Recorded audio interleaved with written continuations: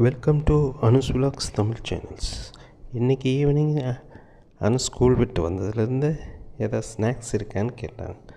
Snacks எதுவும் இல்லையேப்பா அப்படின்னு சொல்லிட்டு, சரி ஒரு பானிபூரி செஞ்சு கொடுக்கலான்னு சொல்லிட்டு நாங்கள் ரெடி பண்ணிக்கிட்டோம். பானிபூரிக்கு தேவையான அந்த வெங்காயம், கேரட்டு, கோஸு இதெல்லாம் வந்து ஸ்லைஸ் பண்ணி வச்சுருந்தோம்.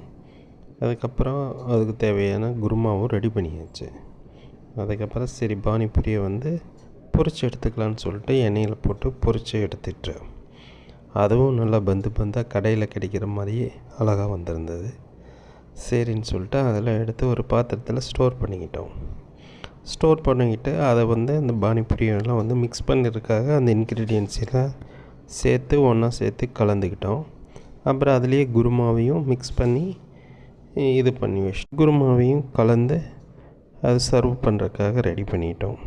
அதெல்லாம் மிக்ஸ் பண்ணோன்னே வாசம் நல்லா கடையில் செய்கிற மாதிரியே வாசம் நல்லா இருந்தது.